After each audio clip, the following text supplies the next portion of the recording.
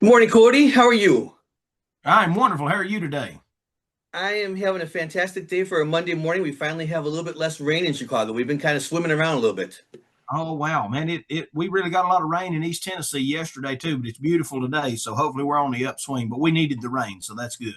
We did too, but then it's either feast or famine. So we got kind of a little more rain than we bargained for. There's some canoes going down the street here, so but it's been a lot of water. So, glad to Man, be here with you. I'm going to introduce you to people who have maybe not seen our last interview together. We had an interview about maybe 4 years ago now. It's been a wow, while. been a Yeah. while. Yeah, so I just want to reintroduce you to our future viewers. For those of you who don't know this wonderful musician, this is Kody Norris of the Kody Norris Show. And the Kody Norris Show has a brand new album coming out this summer sometime. And there's a couple singles that have been released to promote the album in advance. The newest single is Good Old USA, which just came out on Friday, right? I mean, it's just only a couple days Right. old on the airwaves. Yeah. And and welcome back to the show. Hey, thank you for having me. Certainly appreciate it. So let's talk about this brand new single. So Good Old USA. I've listened to the song several times now, but for someone who hasn't heard the song yet, what would you want to tell them about it? I think that this song just truly embodies everything about this beautiful country that we live in. And I wrote this song with this is a very very early co-writing effort for me. I've not co-written all that much, but a good friend of mine, Larry Chun, who's wrote a couple other songs on our previous albums, we just got together and I said I want just a feel good song about this amazing country that we get to call home. And I not to kind of toot our own horn, but I think we hit the nail on the head with that. It makes me feel good every time I listen to it. So that was the goal. I have to tie my shoes tighter because I'm worried my shoes are going to fly right off my foot when I'm tapping to this one. I'm telling you, it's definitely a very upswing, happy song, and we need it right now. We need it right now. All the history of our country, celebrating the 250th anniversary, and so much patriotism in our lives growing up with all the music that really helps us to celebrate, I think. Oh yes, yes, and the music just a critical element of that. And with America 250 and celebrating that all year long, I'm so excited as we've already been featuring a lot of the songs from our upcoming album. Out on our live shows, and I'm just so happy to bring those every night. And man, people just going, they're just raving over it everywhere we go. So proud about that. That's very exciting because it's so much of a live show is that audience interaction. And we'll talk about that later, but audience interaction, I know that your shows are very engaging, and we'll talk about that in a moment. But when you co-wrote this song, then was it lyrics and music with the both of you, or one wrote music, one wrote lyrics, or how did that work? It was I guess I kind of took over. I'm more of a I hear melodies before I get lyrics. Larry's a great lyricist and, of course, a great melody guy too. He had a little bit different direction in mind than what I ultimately went with, but we, kind of, rolled it into where it would fit our style of playing. And I think it just, we created some magic there. Absolutely, absolutely. Um, when you're writing songs on your own, it sounds like then you find that melody first. Do you finish the whole melody and then put lyrics to it, or do you find yourself once your melody is really cooking that you start to add your lyrics in? Well, I've got the whole melody in my head before I ever, even begin to I've probably got 20 songs in my brain right now with no words. I don't have one word. But I hear those melodies and kind of put tuck them back into file, until the Uh-huh. until something else comes along. And I don't write nowhere near as much as I should. And I've been urged by lots of writer friends of mine, you need to get to writing. You got to get back to writing. So a good friend of mine made a statement to me, and he actually wrote this in a book. He presented me with a Mark Twain copy of Tom Sawyer here a while back, and in the front of the book, he autographed it to me, and he said, "If you don't read well, you can't write well." So I need to find myself reading more. You used to read a lot, but it's time. You get busy and traveling and all that stuff. You don't have time to read. So maybe that's something I need to work on. Yeah, because it opens the whole world of exploration of different topics to write about and everything too as you're reading, and also I find myself reading a lot of music autobiographies. I like to learn about who co-wrote with who back in the day and Oh these yeah, classic singers. It really amazes me to hear that this person knew that person, and all that. And but even reading some of the, like you said, the old novels and stuff, I always want to go back to that list of novels because we in school I always felt like I read because I had to. I want to Yeah, read because I want to now, and I want to read some of the classics that maybe in the time I wasn't excited about. Now I want to go back.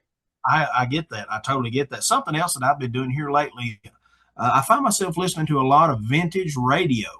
And engulfing in that live radio is magical, man, because it you literally have to put your brain in that headspace. And listening to lots of old radio shows like Gunsmoke and Dragnet, and all, man, that was just genius. And they can literally with those words walk you right into that scenario. And so I've been finding that's been very, very helpful to me as well. That's really neat. That's a really neat comment you have there because you think about it, they had to paint that picture without a video. That's it. And then you when you write your songs, can have people visualizing everything without even having a not having to have a music video. Right. Just seeing the story unfold Uh-huh. as you sing. So it's a really neat thought. Um, so, many of the songs you've written, I just kind of was going back into the library of different songs from the different albums, and I noticed that they're, clocking in around 2 or 3 minutes. And, in the past, many people wrote at that standard length because, for radio and whatnot. Now some of these songs clock in the current world at 4 to 5 minutes. Do you consciously write some of the songs shorter, or do you feel like that it's a common characteristic of bluegrass music that the songs are a little bit shorter, have a certain format, and then they're at the end? Well, I think I tend to be able to say what the message that I'm trying to deliver, under that 3 minute mark. And definitely within our show, lots of other genres of music, they'll have played one song and we've already got three. I mean, we Right. put it out there. So with that being said, I don't do that for any particular reason. It just seems like that's about, I've said all I can say by about the 3 minute mark. I think that's good because think about into the current world too. All of the ways that we get bombarded by messages, and you go to the gas pump and there's a video playing. You're in an elevator and you're watching a TV sometimes, and there's always something going on. There's ticker tape on the bottom of TV screens, and we have so many messages that if you get a message across in 2 or 3 minutes of a song, if it's something you want to speak about in your song, people remember it maybe a little bit easier than a longer song that has three verses, a chorus, a bridge, an outro, and Out. And you especially from a live show format, maybe not as much as listening, to an album in its entirety, but in a live show format, you've got to craft that so well, going song to song to song, for the roller coaster on the emotions. You've got to pick it up and then kind of bring it down and pick it up and bring it down.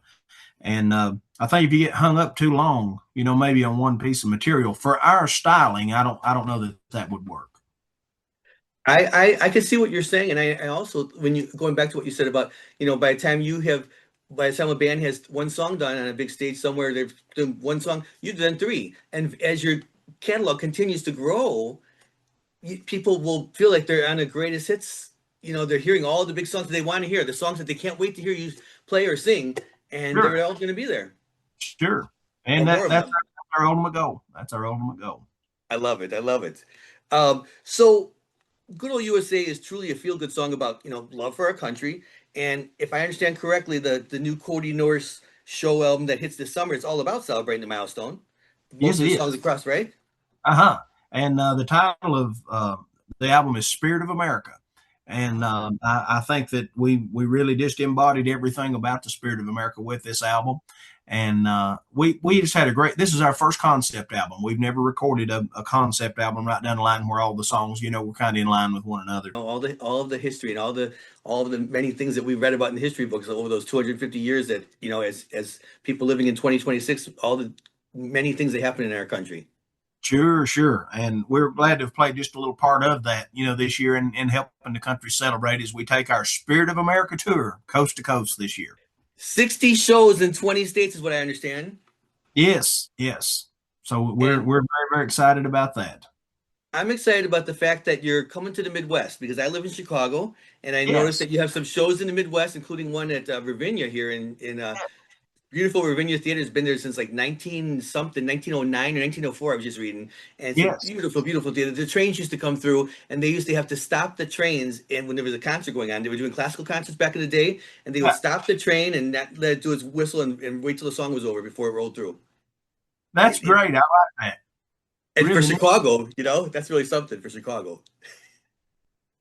So, um, so the That previous thing, show, that's July 29th, I think. yes, Yeah. you're right. You're right. Yes. Maybe folks can come out and be with us.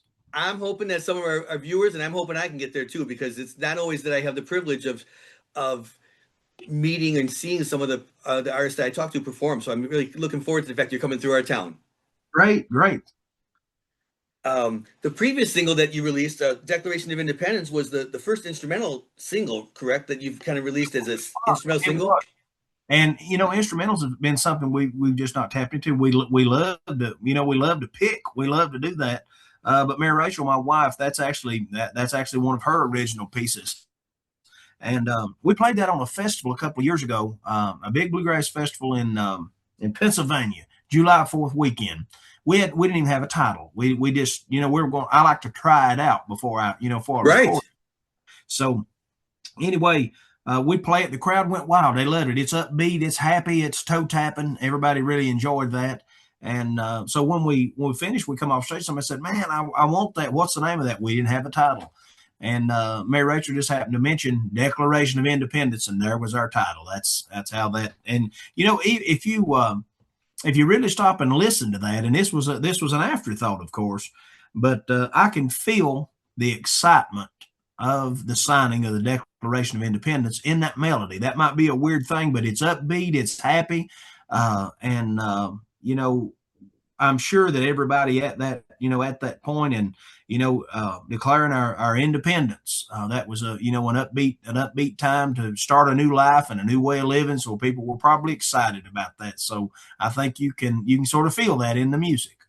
Well, you took your thought a step further, really, if you think about it, because we talked about lyrics without a video. Think about this: instrumental without words that can still paint that picture again. Like you said, it was after the fact, but when you listen to it, like you said, it kind of creates that moment of excitement of a new country and a new set of how it was going to run, and so yeah, exactly. It's really something even more with lyrics. I mean, without Oh, lyrics, I instrumentally to have to paint that picture. Wow.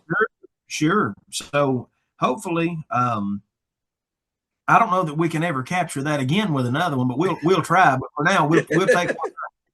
Right, right, great. Um, what would this is what my last question for you. I really want to ask you this. What would you tell someone who has not seen your band perform live? I've seen so many videos of the band, and it's just such a great camaraderie. Tell them a little bit about what happens on that stage. I feel that it's very, very important when people come to a live show. You should give them a show, and it's very high energy. As soon as we walk on the stage, man, it's wide open from the word go, and we try to keep it that way. All the way to the end. Keep it wound up good and tight. And I feel that it's so important, especially in a world now where live entertainment is not at the head of the line of entertainment. Yeah. You mentioned you've seen the videos, you've seen that's the world we live in. It's so accessible with the phone in our hand. But there's something about live entertainment that you will never get from just a visual from something digital, and to be able to walk into a live show and feel the energy from the artist. I think it's critically important, and we really try to deliver that each and every night where we go, to make you laugh, cry, stomp your feet. And when you feel there, when you leave there, I want you to feel that the Kody Norris Show made a memory, because that is our number one goal each and every night when we walk on the stage. We want to make that memory.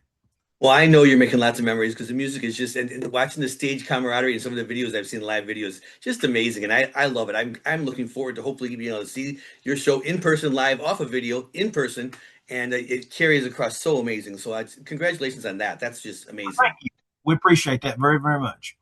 So I know it's a busy day for you, so I just want you to be able to tell future viewers, what social media sites they should maybe go to learn more Kody Norris show.